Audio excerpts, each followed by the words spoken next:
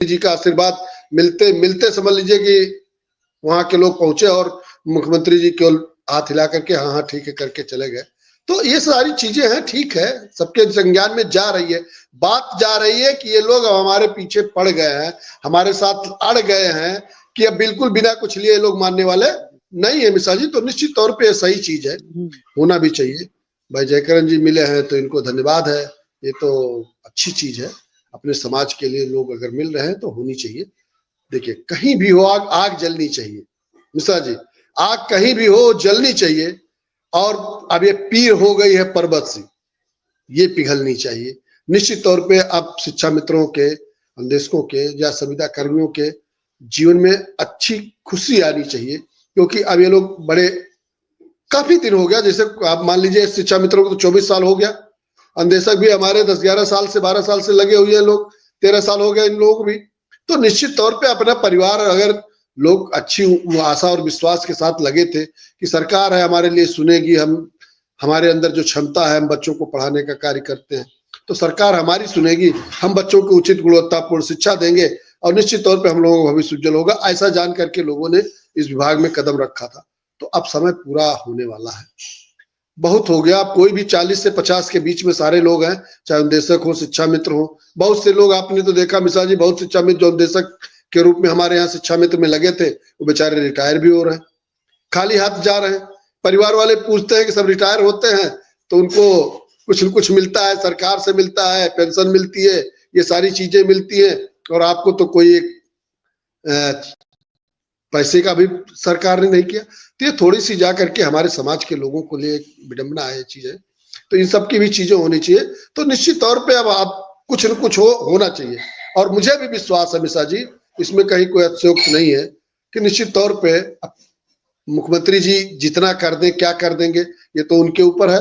तो निश्चित तौर पे शिक्षा मित्र के आर्थिक रूप से समस्या बहुत बड़ी है, चाहे शिक्षा मित्र हो, निदेशक हो या जितने भी संविदा कर्मी हो, सबके लिए आर्थिक समस्या बहुत बड़ी चीज है। क्योंकि परिवार का अब चल पाना बड़ा मुश्किल हो पा रहा है, परिवार के लिए दवाई की व्यवस्था नहीं हो पाती, परिवार के लिए रोजी रोटी की व्यवस्था नहीं हो पाती, परिवार के लिए कपड़े की व्यवस्था नहीं हो पाती।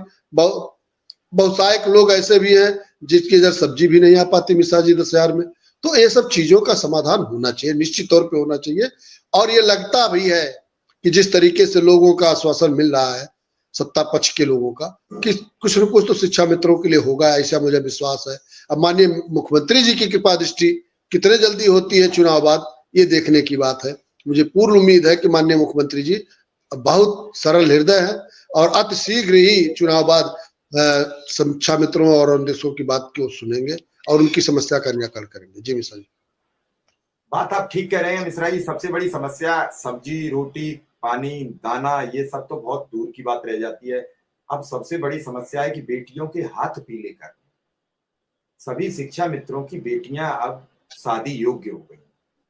और कई शिक्षा मित्र हमें फोन करके ये बताते हैं कि हम अपनी बेटी के लिए बेटा देखने गए, वर देखने गए, जैसे ही उन्हें पता लगा कि इस लड़की का बाप शिक्षा मित्र है तो उन्होंने बात करने से इनकार कर दिया। समस्या वो नहीं है, समस्या ये है कि हमारी जो सिविल सोसाइटी है, हम आपसी जो भाईचारा है वो भी इस नाम पर खत्म करते चले जा रहे हैं।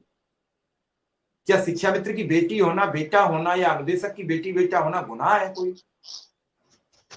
मैं मानता हूं उसे कम मानदेय मिल रहा है, मैं मानता हूं उसके परिवार में बहुत ज्यादा रईसी नहीं होगी, लेकिन बेटी के तो हाथ कहीं से भी पीली करे, कर्ज ले, झूठ बोले, जमीन बेचे, खुद बिके, वो शादी तो करेगा।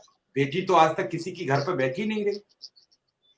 तो दूसरी बात यह है कि सबके बच्चे जवान हो गए, उच्च शिक्षा अगर अच्छी नहीं कराएंगे तो नौकरी नहीं है, रोजगार नहीं है।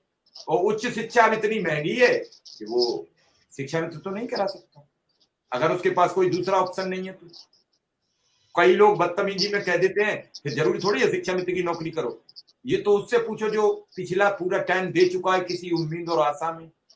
अगर इतना टाइम आप भी दे के फिर आपसे कहा जाए छोड़ क्यों ना दो, तो आप भी यही कहते हो देखते हैं अभी अगली साल शायद कुछ हो जाए।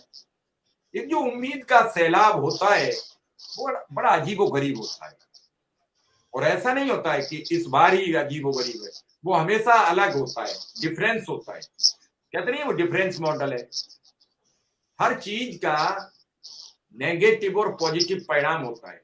बिजली से जितने फायदे हैं उतना बड़ा नुकसान भी है कि करंट लग जाए तो जान ले लेती है।